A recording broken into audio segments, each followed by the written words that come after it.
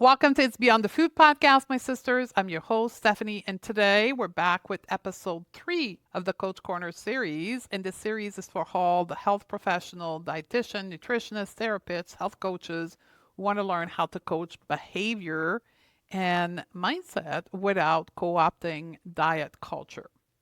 Now, before we get into answering the two questions for today's episode, I want to reintroduce to you the Coach Corner Vault, something that we launched on the last episode, which gives you instant access to 50 live mini training that I've been doing over the years on my Instagram account that allows you to get even further or deeper to the next level into your coaching skill set on mindset coaching, body image coaching, eating, and also business mindset coaching for you and the growth of your business.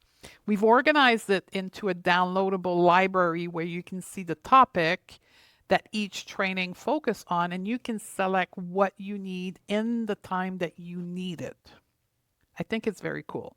If you want to get access to it, you can use the link in the show note. It's going to ask you to give your first name and your email address, and then we'll be able to send you the link to download the library, or you can go to stephaniedodier.com/coach corner.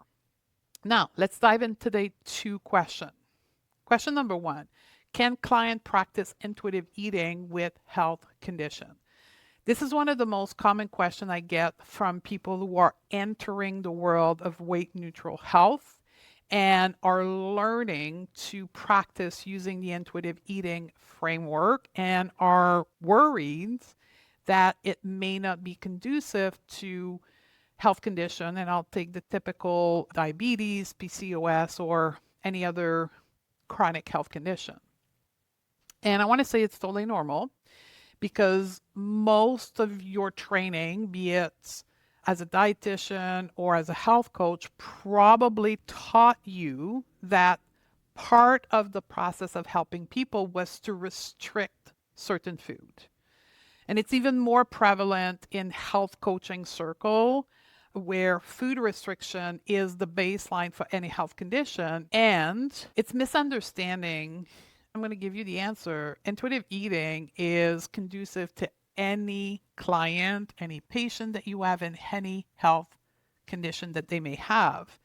Because simply put, the intuitive eating process is a sort of 10 principle that have been put together in order to reestablish normal eating pattern.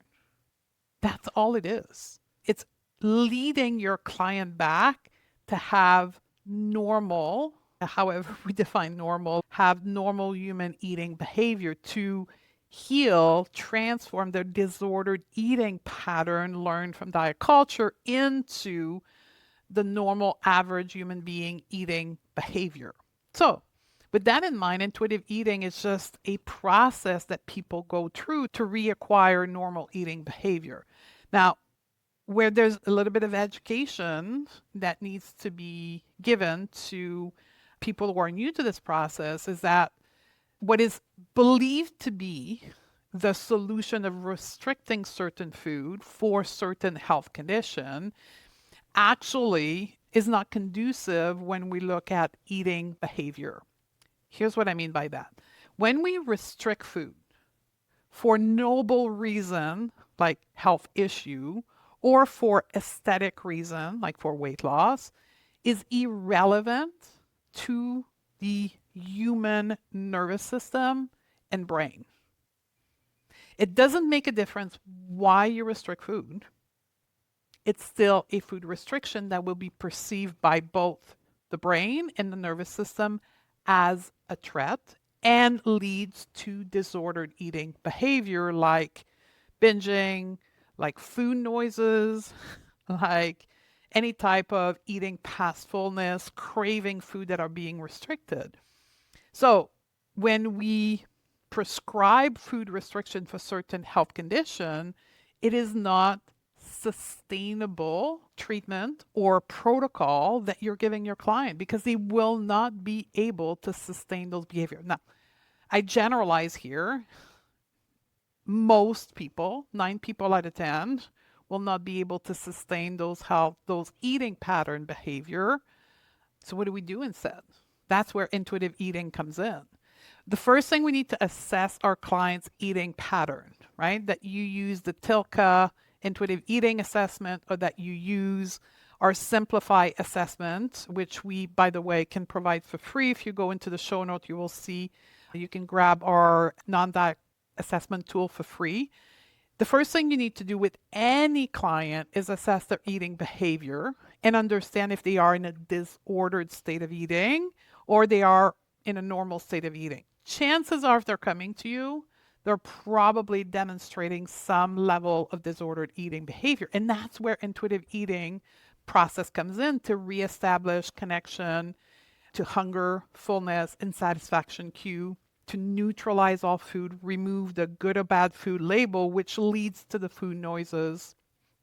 And then towards the end of the process of intuitive eating, that's when we can access gentle nutrition, which does include guidance, recommendation to manage certain food based on the health condition. So for an example, I'll take the classic case of diabetes, where we take a lens of combination.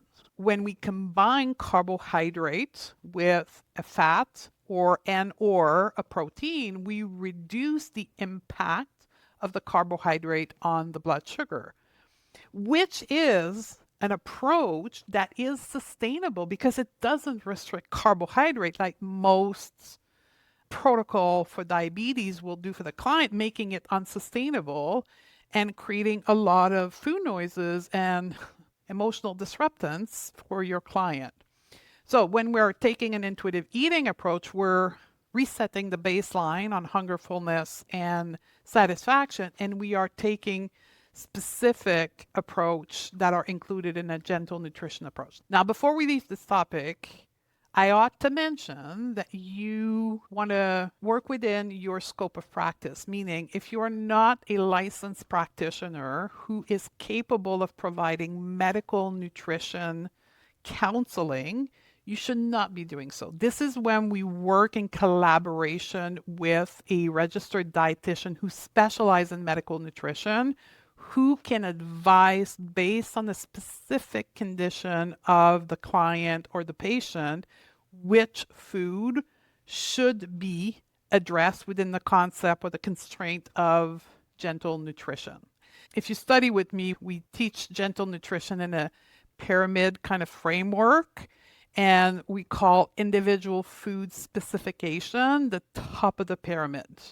So there's many other layers of gentle nutrition we can access before we get into food-specific advice based on a health condition. And this is when a registered dietitian will come in and be able to provide very specific advice for the health condition of your client. So the takeaway for this first question is that intuitive eating and health condition are not mutually exclusive. Coaches and client needs to work together to neutralize all food and build self-trust through the intuitive eating process so that they can make food choices that are rooted in care for themselves. That's how we can support health without recreating diet culture and food restriction. Question number 2, why is it that certain clients can accept other people's diverse body but not their own? And it often sounds like this from a client. I see other women in larger body and I find them beautiful, but there's no way I can feel that about myself. To understand this gap, we need to turn into the self-objectification theory, which is a psychological process where a person view themselves as a physical object first before being a human being. And this is something that is very prevalent in people self-identified as women, which are constantly exposed to the thin ideal, to the social media, to marketing messages that sexualize a woman's body. And we learn that at a very young age. Sometime as early as 5 or 6 years old, girl learn to see themselves through the lens of a sexual body and through the lens of the opinion of other. In the self-objectification theory, that's referred as the observer gaze. And we internalize this message and we start associating our value, or often referred to as our self esteem, based on our appearance. And to protect ourselves, we begin monitoring how other people see us. And this is why your client can celebrate body diversity in other, yet still criticize their own. Because their self-concept, often referred as their self-esteem, is built on external approval, not their internal approval or their internal self-worth.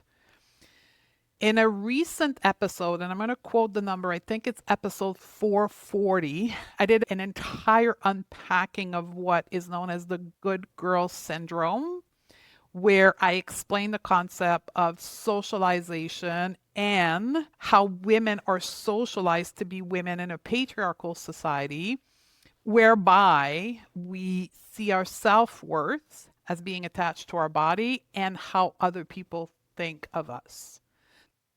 So self-objectification is a behavior that happened predominantly cognitively, where people think about themselves as an object, not as a human being, through self-criticism, maintain this objectification that they have for their own body, yet capable of seeing other women as beautiful human beings in diverse body. So two things that you can do. Number one, understand the self-objectification theory yourself and explain it to your client. And unpack what we call their unintentional mindset model around their body, where you ask questions to discover what they think about their body, how they view their body based on their self-worth, what they think of other people's opinion about their body, how that makes them feel. We unpack their emotion, and then we also unpack how they react when they're being judged around their body, when people make comment, how they feel when they go out into the world, and how they behave towards themselves. That's what we call the unintentional cognitive behavior model. Through query and coaching question, we can quickly drawn up how their behavior towards their body is fueled by their self-objectification. And we show it to them.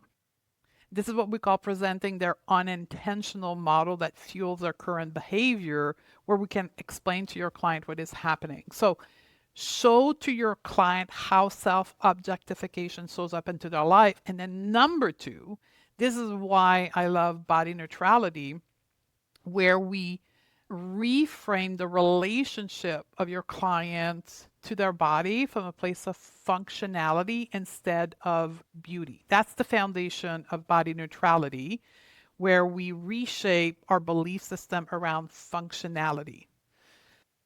When we take the lens of body functionality, this is when we shift from our body being an object to being an instrument for us to experience the life through our five senses to the extent that we are capable of.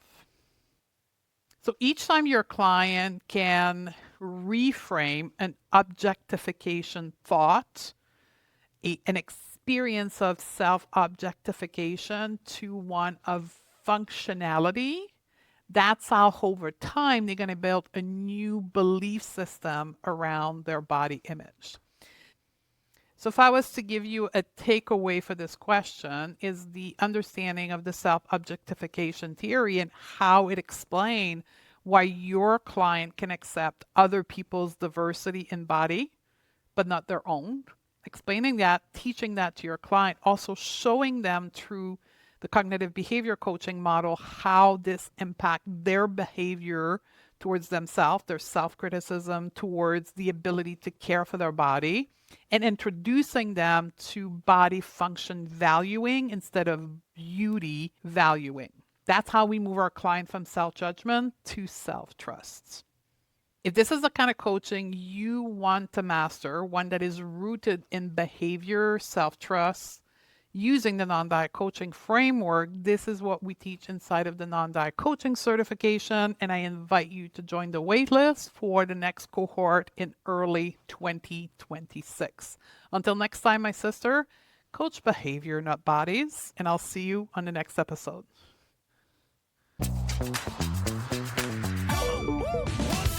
Want to coach behaviors, not bodies? Learn the mindset tool and the method that create real changes?